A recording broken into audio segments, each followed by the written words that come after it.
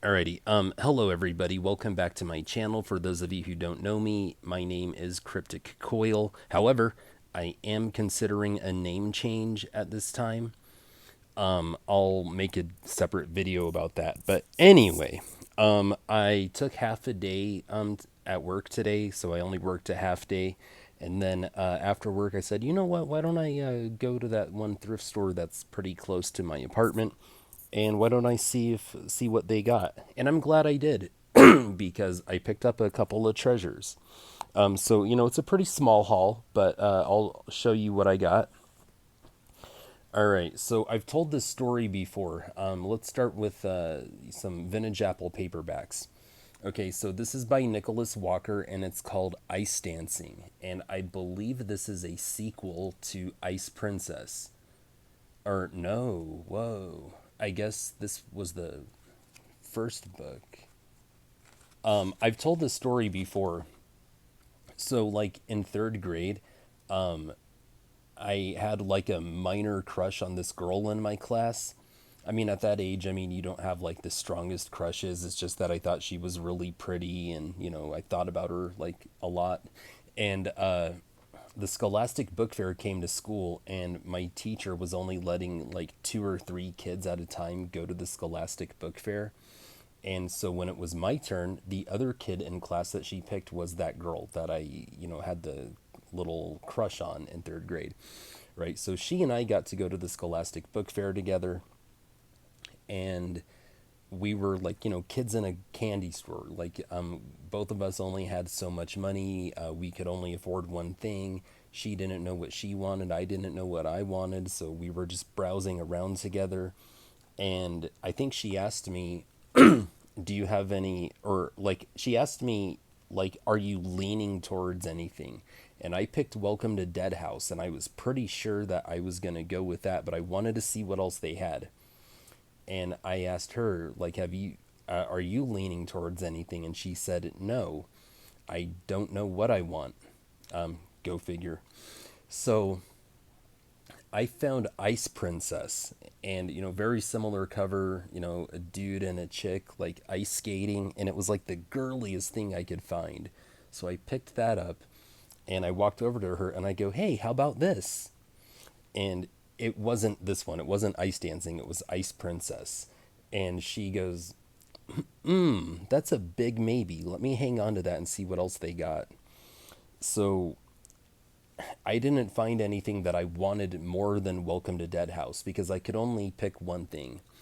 And she didn't find anything that she wanted more than Ice Princess. So she ended up going with Ice Princess, and I ended up going with Welcome to Dead House. And so when I found Ice Princess at a local bookstore, just because it brought that memory back, and that memory, came with a smile, I ended up buying it. And then when I found this, I was like, I guess I gotta have that too.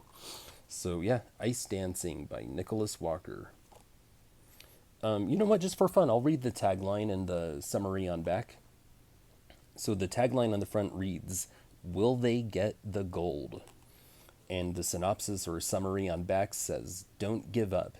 Samantha is determined to win the ice dancing championship, but nothing is going right.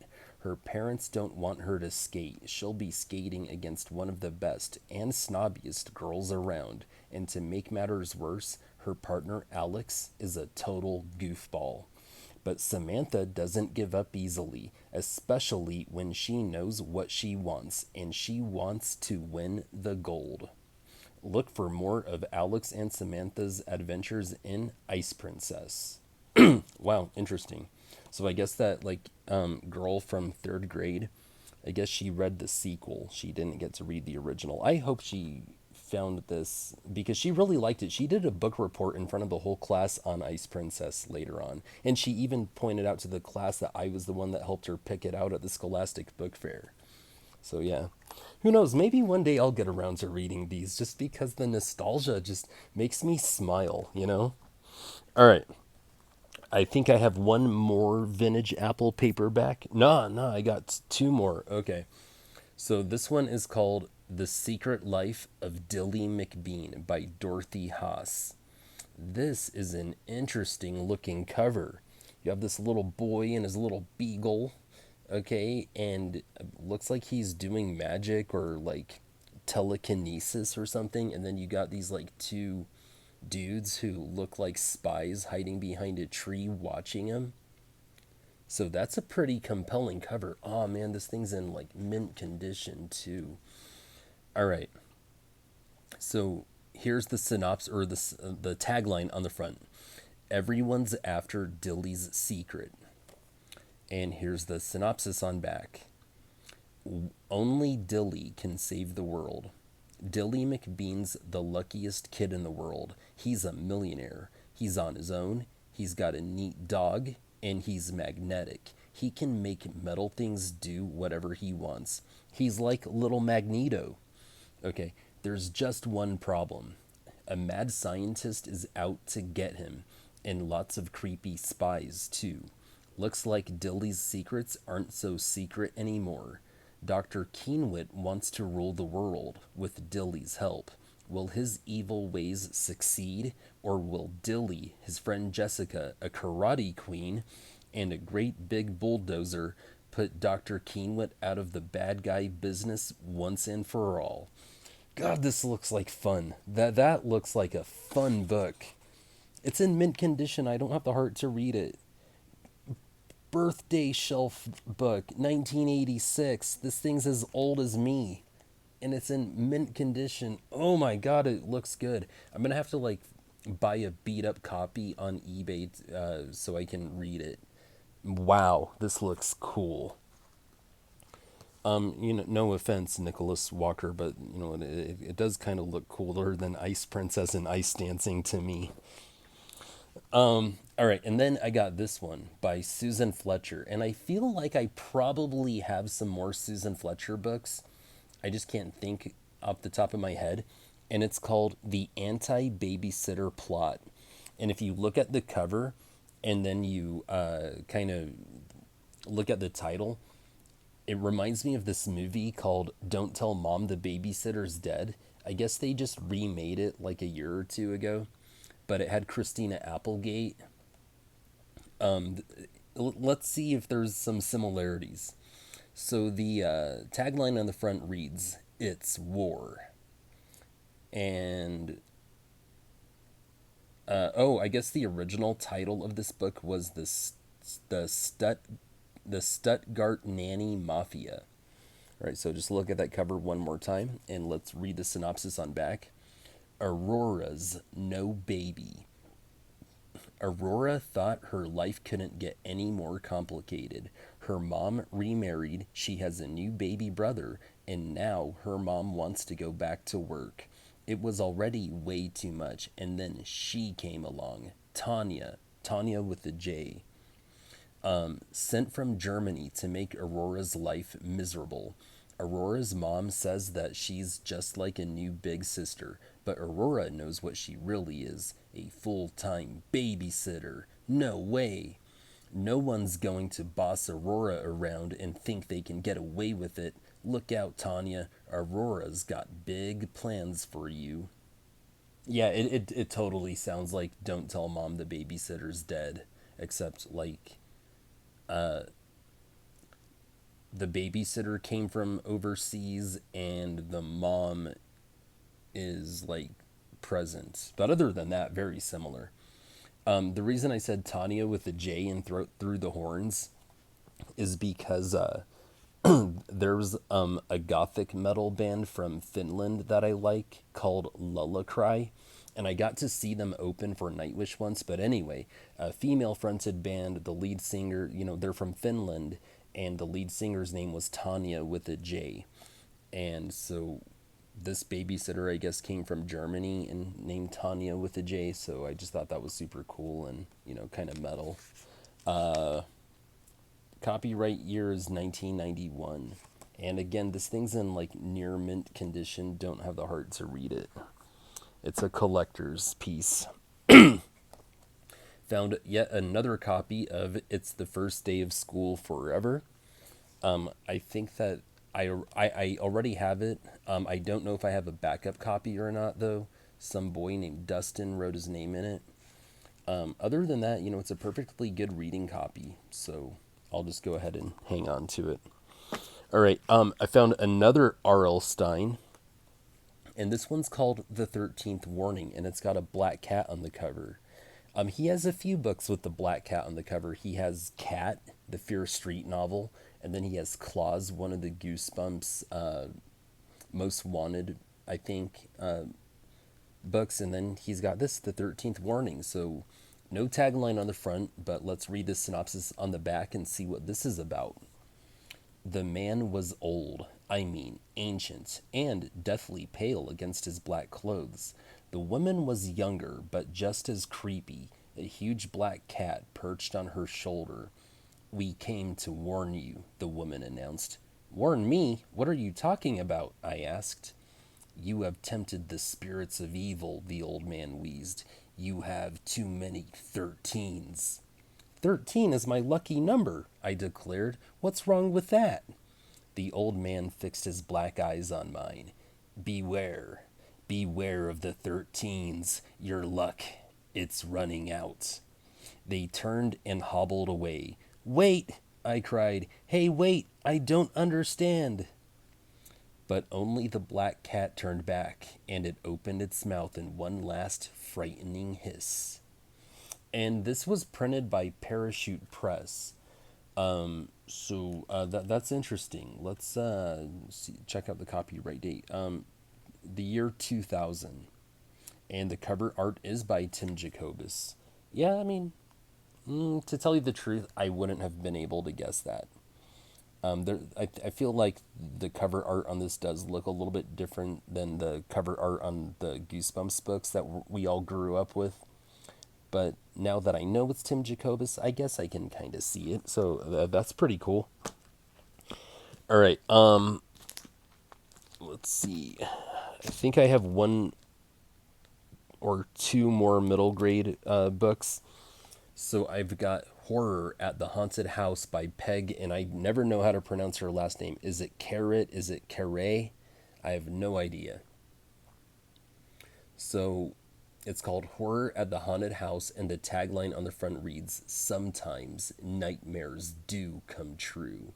And that is a wicked tagline. Okay, I love it. It's kind of metal, too. It really is.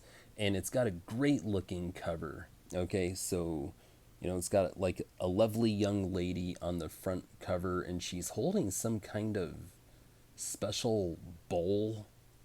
She looks very 90s. Look at her. Okay, it takes me back to the day. All right.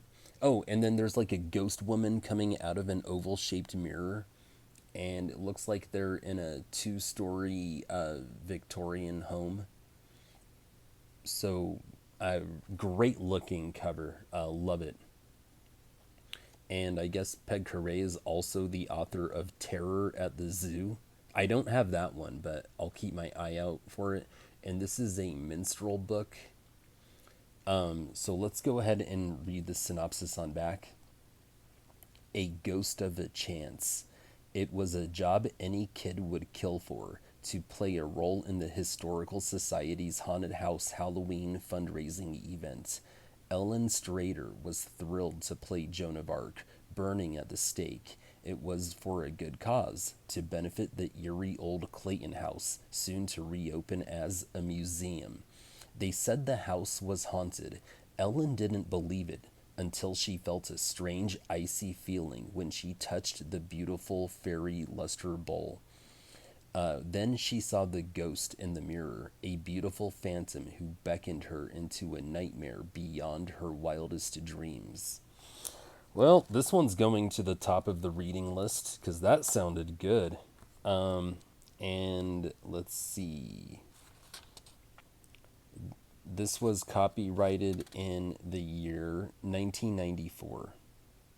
Well, no, it was copyrighted in the year 1994, but it was published, or 1992, but it was published in 94. So, very cool. Very glad I found that thing. I'm also glad I found The 13th Warning by R.L. Stein because that looks dope. All right, and then I believe I have one more middle grade book, and it's by Bill Wallace. I think that Bill Wallace is also the author of Trapped in Death Cave, which was an Archway printing for like young adults. This one is called Blackwater Swamp, and it looks pretty cool. The tagline on the front reads, "Who knows what evil dwells in the deep, dark swamp?" Okay, and look at that cover. So you have a frightened boy in kind of a swampland. There's a bear, which is pretty scary in the background. And that, who knows what evil dwells in the deep, dark swamp tagline. It reminds me of the chorus to this song by a thrash metal band called Exodus. They have a song called Cajun Hell. One of Exodus's biggest claims to fame is that Kirk Hammett, the guitar player for Metallica, was the original guitarist in Exodus. And then when Jeff Hanneman from Slayer died, Gary Holt from Exodus got to join Slayer. And so, anyway, Exodus has a song called Cajun Hell, and it's about like danger and evil in like the swamp in Louisiana, I guess, because it's called Cajun Hell. So that's actually kind of why I bought this book. It wasn't because it was Bill Wallace or because it particularly looked interesting to me. It's like as soon as I saw the cover and read the tagline, the song like was in my head, so like I had to get it. All right, here's the synopsis on back.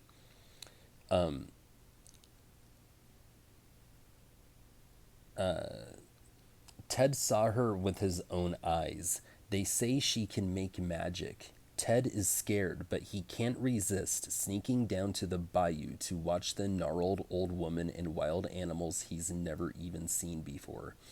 His new friend Jimmy blames the witch for the break ins that have the town on edge. Ted doesn't know who to believe. Jimmy and his swaggering cousin Bubba are pretty scary themselves. Ted knows the answers lie in the dark and dangerous swamp, but nothing can prepare him for the terror to come. I've got to see what year this is. All right, what year is this? 1994 is when it was copyrighted. So there's no way that Exodus wrote a song about this book, but maybe Bill Wallace wrote this song about this, or wrote this book about that song by Exodus. Like, it wouldn't surprise me. I mean, probably not, but it would be super cool. So this book gets a very enthusiastic horns up from me. I don't know if I'm going to read it like anytime soon, but I'm so glad I found it. All right. Then I found another copy of Truth or Die in the Fear Street series. And this thing is in like super good condition, like near mint condition. It is a book club edition, but it's in such good condition I couldn't pass it up. Then I found another copy of The Wave by Morton Rue. And this was a book that we read together as a class in seventh grade English. And I really enjoyed it. This thing's in excellent condition. I don't think it's ever been read. It does have a stamp with somebody's name in it. But other than that, it's in like near mint condition. And it has an alternate cover, so this isn't the cover that I read in my seventh grade English class. I think it was a reprinting to market the made for the ABC channel TV movie adaptation, and I think we even watched that as a class. I don't remember. I think that they did. I think I was absent from school that day, so I missed the movie. But yeah, I just bought this for the nostalgia vibes. All right, and then one more book to share with you. I found another copy of Remember Me 2, The Return by Christopher Pike. Now, I already have this book, but this one has a white cover, and I have one with a black cover. And it has some pretty cool step back art. You see this girl's face, and with kind of a blank stare. and then you see a girl who had fallen from a rooftop to her death. And this thing's in like super good condition. I don't think it's ever been read, but unfortunately, the cover has a little bit of damage around the cutout that reveals the step back art, but not the biggest deal in the world. I just got to be careful putting it on and taking it off the bookshelf. But yeah, it's super cool to have this as well. Well, anyway, this was kind of a small haul, but I did find some pretty cool stuff. I also found a few other things that I plan on throwing on eBay because I do, sell some books, but these are the ones that I'm keeping for myself. But the one that I was really excited for was this Peg Carre book, Horror at the Haunted House. And I was super stoked for the 13th Cat by R.L. Stine. I will say that Blackwater Swamp just sounds like super cool as well. And then all three of these vintage Apple paper books or Apple paperback books were just awesome to find as well. What kind of sucks though is I have two bookshelves. They're twin bookshelves. They're made out of pine wood, and they have 4 foot long shelves. So I mean that's a pretty big sized bookshelf. Well, I dedicated an entire shelf to just vintage Apple paperbacks, and now I'm out of room on it. And so I'm feeling like it's time for another one of those kinds of bookshelves. But anyway, I'm going to go ahead and let you go. I hope you had as much fun as I did. Thank you guys for watching. Horns up and peace out.